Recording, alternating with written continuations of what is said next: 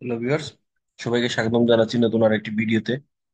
তো আজকের এই ভিডিওতে দেখানোর চেষ্টা করব যে আপনারা যারা বিভিন্ন ধরনের সরকারি চাকরিজীবী রয়েছেন কিংবা ব্যবসায়ী রয়েছেন কিংবা সাধারণ মানুষ যারা রয়েছেন কিংবা যারা শেয়ার বিজনেস করেন বা বিভিন্ন জায়গা থেকে যারা ইনকাম করে থাকেন, তাদের বেশিরভাগ মানুষকেই আয়কর দিতে হয়।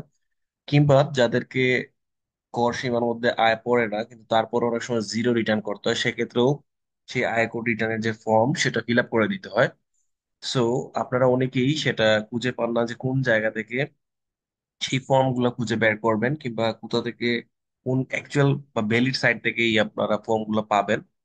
সো সেটাই দেখানোর চেষ্টা করবো আজকের এই ভিডিওতে। সো এটা আপনারা চাইলে ফোন থেকেও দেখতে পারবেন কিংবা কম্পিউটার থেকেও চাইলে এটা করতে পারবেন। তো এক্ষেত্রে আমি কম্পিউটার থেকে দেখানোর চেষ্টা করব এবং আমি ক্রোম ব্রাউজারে ব্রাউজারে আছি এখন। আচ্ছা, তারপরে এখানে এসে আপনারা যেটা করবেন, আপনারা লিখবেন NBR.gov.bd লিখে সার্চ বারে লিখে আপনারা সার্চ করবেন। তারপরে দেখবেন যে ন্যাশনাল বোর্ড অফ রেভিনিউ বাংলাদেশের একটি ওয়েবসাইট আসছে।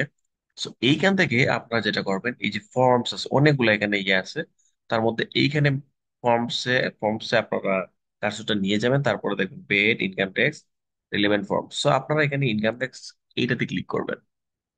এইখানে ক্লিক করার পরে এইখানে দেখবেন যে যত ধরনের ফর্ম আছে ইংলিশ কিংবা কিংবা এখানে বাংলা, সবগুলো এখানে দেয়া আছে। সো আপনি আপনার যে ফর্মটা লাগবে সেটা ইংলিশে নিবেন নাকি বাংলাতে নিবেন, এইখান থেকে বুঝে আপনি সেটা নিয়ে নিবেন। এই যে দেখেন এখানে সব ধরনের ফর্ম গুলো আছে, ট্যাক্স রিলেটেড যত ফর্ম আছে সবগুলো আপনি এখান থেকে পাবেন। সো আজকে আমি যেটা আপনাদেরকে দেখাবো সেটা হচ্ছে যারা সরকারি কর্মচারী রয়েছেন তাদের ক্ষেত্রে কোন ফর্মটা নিবেন, কিংবা আপনারা চাইলে সেটা ওয়ার্ড ফাইল কিংবা পিডিএফ ফাইল ডাউনলোড করে সেটা কিভাবে অ্যাক্সেস করবেন সেটাই দেখানোর চেষ্টা করব।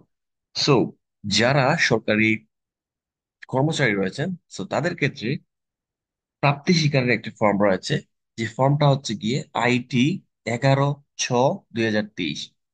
আয়কর রিটার্ন প্রাপ্তি স্বীকার বা এই যে প্রত্যয়নপত্র যেটা আইটি 11/6/2023, এটা ডক আছে, পিডিএফ আছে। আপনি চাইলে পিডিএফটাও ডাউনলোড করতে পারবেন, ডকটাও ডাউনলোড করতে পারবেন। ডকটা ডাউনলোড করলে আপনি কম্পিউটার সেটা এডিট করতে পারবেন, মানে আপনি কম্পিউটার টাইপ করে সেটা লিখতে পারবেন। পিডিএফ সেটা আপনি পিডিএফ করে লিখতে পারবেন। সো আমি এটা দেখানোর চেষ্টা করবো। সো আমি এটা ডাউনলোডে এখানে এটা আমি ডাউনলোড করবো। সো এখানে আমি ডাউনলোডে ক্লিক দিচ্ছি। সো এটা ডাউনলোড হয়ে গেছে। সো এটা এখন আমি এখান থেকে আপনাদেরকে দেখানোর চেষ্টা করব। আমি যদি এটা ওপেন করি,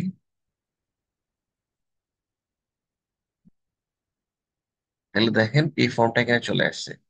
যে দেখেন এই ফর্মটা কিন্তু এখানে চলে আসছে।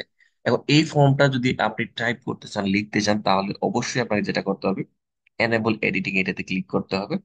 তাহলে আপনি যে এখানে কিছু একটা লিখতে পারবেন, আপনি যাই লিখেন এখন এখানে লিখতে পারবেন।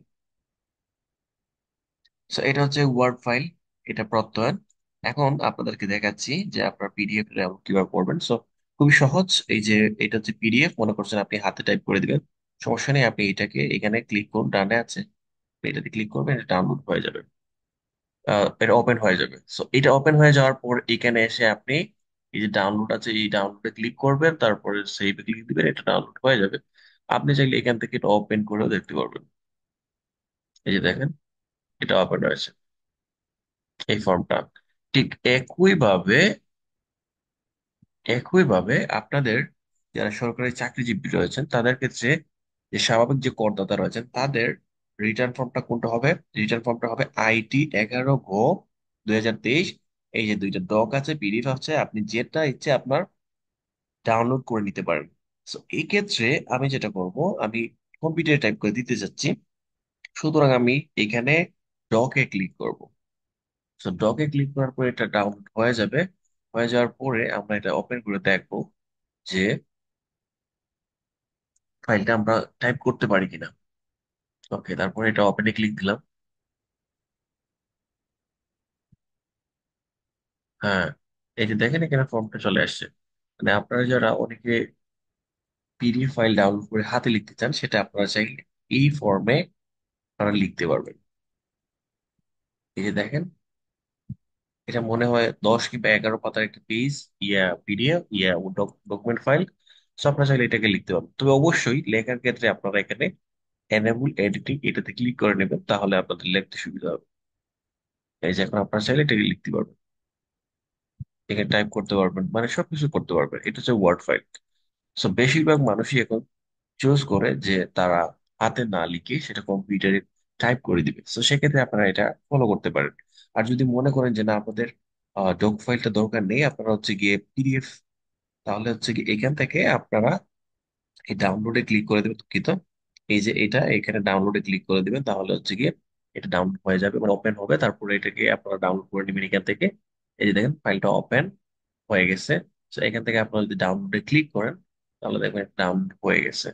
সো এটা আমি ডাউনলোড করে নিচ্ছি। তারপরে এখান থেকে চাইলে আপনাদের করে আপনারা দেখতে পারবেন এবং প্রিন্ট দিতে পারবেন।